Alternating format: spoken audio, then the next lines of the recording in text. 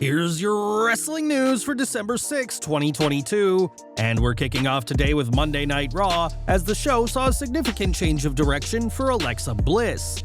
Since returning, her booking has been a constant complaint for fans, but Bliss was the star of this week's Raw, headlining in a triple threat against Becky Lynch and Nikki Cross. Bliss's past with Cross shone through in the match, and thanks to interference by Damage Control, Lynch was taken out of the equation. In the end, it was a twisted Bliss that earned her the win and a match against Bayley next week to determine the #1 contender for Bianca Belair's Raw Women's title. Not only did Bliss win the match, but she also attempted to hit the Sister Abigail on Lynch, a spot that did not go unnoticed by the fans in attendance. Fans will remember that Bliss was aligned with Bray Wyatt before turning on him at WrestleMania 37, but with Bray now back in WWE, there has been teases of a reunion between the two. Fortunately for Lynch, she was able to power out of the move, and Bliss seemed her usual self for the rest of the match and after her big win. Teasing the return of her Dark Alexa persona and giving Bliss a huge leap closer to the Raw Women's Championship, this week's episode was especially good for the goddess. Raw also saw an appearance by Solo Sikoa, who once again proved why he has become such an influential star in his 3 months on the main roster.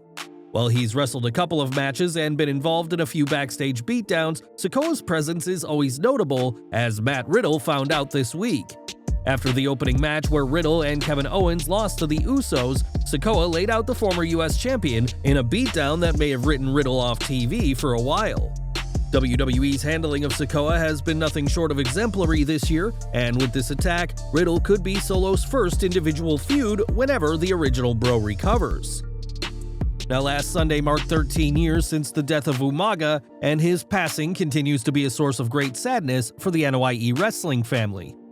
On the anniversary of his passing, Jey Uso shared a tribute to his uncle on social media, and Solo Sikoa shared a tribute to Umaga during Raw. During his beatdown on Matt Riddle, the former NXT North American champion laid out the original bro with the Samoan Spike, a move used by his late uncle. As if that wasn't enough punishment, Sikoa would place Riddle's head in a chair and place him in the corner of the ring before running for a vicious hip attack, another nod to the Samoan Bulldozer. Umaga may have died in 2009, but the celebrated wrestler's legacy lives on, as the family will never forget the 2-time former Intercontinental Champion. Over to Smackdown now, as this week's show was supposed to see the dream team of Drew McIntyre and Sheamus challenge the Usos for the undisputed WWE Tag Team titles. Unfortunately, that match will no longer be happening, as on Twitter, McIntyre confirmed that he has been medically disqualified from competing.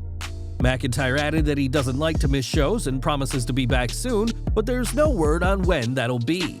There's also no word on what sort of issue caused the Scottish Warrior to be medically disqualified, but it must be something serious to force WWE to scrap such a high-profile match. Instead of McIntyre, Sheamus will team with Butch on this week's SmackDown, but for now, we're just wishing the 2-time former WWE champion a very speedy recovery. For the past week, the big news surrounding pro wrestling has been about William Regal and his rumored return to World Wrestling Entertainment. After being written off AEW programming with an attack by MJF last week, Regal is expected to return to WWE next month, but that's something the NXT roster has been discussing for some time. Regal had previously stated that his deal with AEW was for 3 years, and a popular theory is that Tony Khan gave him an out, saying if Triple H ever took over WWE, he'd be allowed to return. Speaking on Wrestling Observer Live, Brian Alvarez explained how this idea has been talked about within NXT for the past few months, saying, "This is a story that goes back in NXT months and months ago. They believed that story whenever it first happened. Some don't believe it, but it's a story that's been going around NXT for months." Right now, Tony Khan, WWE, nor Regal have publicly confirmed reports of his exit, though it is being treated as a given by many, and for the NXT roster, his return is something they've been waiting on for a long time. Now, it's no secret that WWE is hoping on The Rock vs. Roman Reigns for WrestleMania 39 next year, and what would arguably be the biggest match WWE has had in years. Both men have teased having the match in the past, but with The Rock calling himself the head of the table earlier this year, and now the Brahma Bull has teased the bout in a very subtle way. During the latest episode of Young Rock, in a scene set 10 years in the future, The Rock is seen walking past some of the many titles he's won, including the Blue Universal Championship. Of course, Rock is yet to win this title, but according to the show's creators, the Brahma Bull will be winning the title currently held by his cousin. The Rock hasn't had a full-length match in WWE since 2013, but his Hollywood schedule is clear for the first quarter of 2023, so time will tell whether this episode of Young Rock accurately predicted a title change next year. It was last week that there were discussions within WWE of The Rock returning next month to win the Men's Royal Rumble match. This idea has received a mixed response from fans who have criticized the concept of The Rock taking a Rumble win away from a full-time superstar, but there's now been an update. When Ringside News asked about The Rock's expected return, they were told that both he and WWE are still discussing several ideas and that he may not be at the Rumble at all. One source said that there are ideas being pitched for The Rock at the Royal Rumble and ideas for him to be at the event, plus ideas for him to be on the show, but not in the Men's Rumble match itself. Right now, nothing is etched in stone until a deal is finalized, though it has been reported in the past that the Brahma Bull is a virtual lock for WrestleMania 39. If Rock vs. Reigns is given the green light, then it's almost certain this will be for the undisputed WWE Universal Championship, but how WWE gets to this dream match has yet to be decided. We've got some sad news to report now as WWE Hall of Famer Barry Windham has suffered a serious heart attack. The 62-year-old legend suffered the heart attack while traveling through the Atlanta airport last week, and he's now currently in the ICU after undergoing an emergency procedure.